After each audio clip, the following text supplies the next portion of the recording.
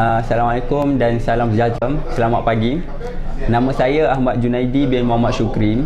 Saya seorang pelajar PhD Universiti Malaya dalam bidang sains biotek. Jadi saya ingin berkongsi sedikit bagaimana saya berminat untuk terlibat diri dalam Elken. Saya berumur 25 tahun. Sewaktu saya menyambung pengajian dalam bidang ijazah sarjana iaitu master saya dalam bidang bioteknologi. Ketika itu saya buat research berkaitan ikan. Research dalam master saya buat fish breeding, iaitu buat pembenihan ikan, iaitu ikan keli. Kalau kita tahu sifat ikan keli ni, pertama dia very tolerant to disease. Dia sangat rentang terhadap penyakit, sangat nak tahan penyakit. Kedua, dia adalah hardy nature, iaitu dia sangat tahan kepada air yang kotor. Jadi sewaktu saya buat research ikan keli ni, bila saya buat research, ikan keli saya sebanyak 2 tangki, iaitu 4,000 ekor. Satu tangki 2,000, iaitu 2 tangki 4,000 ekor, kesemuanya mati. Jadi saya pun terkejut. Saya test air ikan tu. Bila saya test air ikan tu, sebab apa ikan tu mati, saya dapati banyak. Pertama adalah logam berat dalam air tu. Kedua, terkandung banyak klorin. Jadi saya ambil keputusan, saya research satu persatu lah air.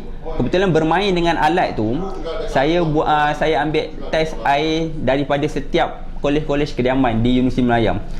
Jadi saya punya research, saya dapat tahu dalam air yang kita minum, dalam air yang student minum, iaitu water cooler tu, terkandung banyak heavy metals. Jadi ini saya punya research, impact of catfish density on the waste production. Ini kalau boleh, kalau nak tahu lebih lanjut, mungkin boleh search dalam Google, search nama saya Junaidi dan impact of catfish. Dia ada keluar research yang saya buat. Dalam air kita ni, ini air ikan. Kita cerita berkaitan ikan dulu lah. Dalam air ikan ni, ikan mati disebabkan amonia, fosfat, nitrat, lepas tu dan banyak klorin. Jadi kebetulan waktu tu saya balik rumah, saya ambil air daripada penapis air mak saya lah. Bila saya cek air daripada penapis tu, lebih bacaan TDS dia, total dissolved solid dia lebih tinggi daripada air pipe. Air pipe 3, air daripada penapis adalah 5. Jadi saya ambil keputusan, saya bagi tahu, berbincang dengan supervisor saya, iaitu pensyarah saya nak ambil test air setiap rumah ke rumah. Jadi apa yang saya buat, saya minta setiap pensyarah, setiap staff UM bawa air masing-masing. Jadi hasilnya beginilah hasil dia. Nama pensyarah, nama staff, lepas tu dengan tempat dia, jenama air lah, jenama water filter. Jadi dalam banyak-banyak water filter ni, hanya satu saja yang okey. Mula-mula saya tak kenal company Elken, iaitu saya cek dekat rumah yang saya mengajar kat Sihat Tamas, Bio Pure Can Sigma. Jadi saya pun tertanya, ini company apa, ya? Jadi kebetulan waktu tu saya jumpa dengan senior saya, iaitu Nur Ain dengan Najib. Jadi dia cerita saya berkaitan air. Dia bawa electrolyzer. Dia kata jom nak test air. Jadi kebetulan saya test dekat UM, air tu memang sama macam apa yang saya kaji. Jadi terus saya bagi tahu ini company ni apa. Dia bagi tahu company Elken. Jadi saya terus join. Lepas tu saya lagi giat lagi untuk terus buat bisnes Elken lah. Saya berminat. Lepas tu sekarang ni saya personal feeling, saya rasa sebab apa saya perlu perjuangkan RO. Saya punya personal pendapat selaku kajian yang saya buat, setiap orang mesti kena minum RO. Sebab air yang dalam kita minum ni, dalam air terkandung banyak jenis bahan-bahan tercemar, iaitu logam berat. Logam berat, sifat dia bila kita minum, buah pinggang akan tapis. Buah pinggang akan tapis. Jadi dia tak boleh serap dalam darah. Buah pinggang kita akan tapis, kemudian lama kelamaan dia akan kompres, dia akan jadi batu karang. Jadi atas sebab itu, saya bersama rakan-rakan saya yang lain, rangkaian saya lain, dan bersama dengan pensyarah juga, iaitu Dr. Salihin Baba, kami buat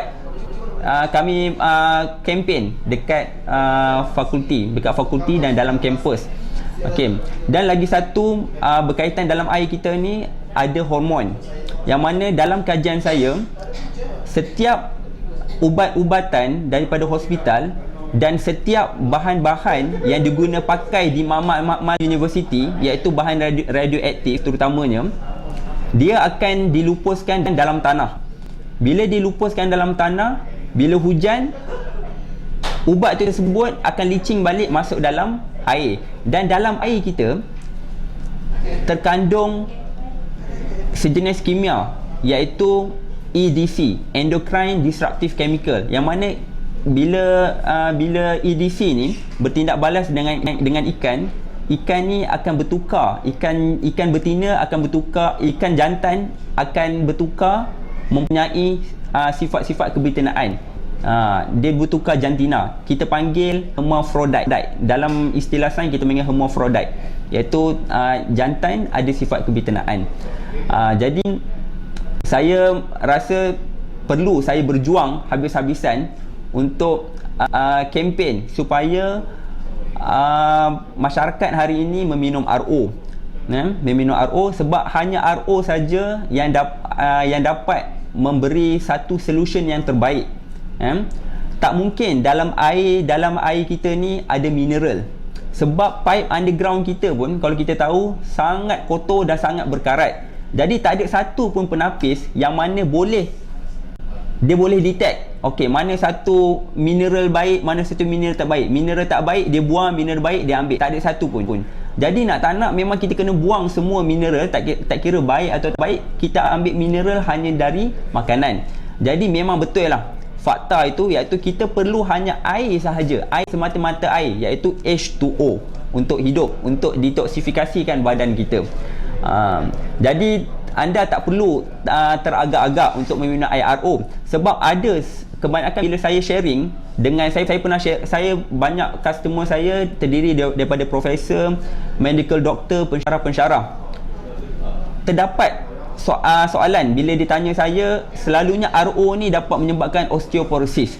Dia kata macam tu, mereka kata macam tu. Tapi jawapan saya, tak ada lagi scientific proof, iaitu dalam bentuk jurnal yang mengatakan air RO ni dapat menyebabkan penyakit osteoporosis. Yang ada, kebanyakan penyakit sekarang ni, kalau kita tengok dekat hospital-hospital, tak ada satu pun masuk hospital disebabkan terlebih minum RO. Tak ada.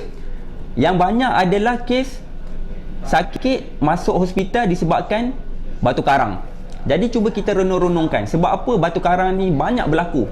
Tak kisah orang muda pun kebanyakannya berbelasan tahun pun ada juga mengidap penyakit batu karang. Penyakit batu karang ni berpunca daripada air, bukan dari makanan. Sebab buah pinggang ni hanya tapis air sahaja. Jadi bila kita minum heavy metals, iaitu logam berat, dia tak akan serap dalam darah. Sebab heavy metals ni, logam berat ni bersifat dia besar. Jadi darah tak boleh absorb terus.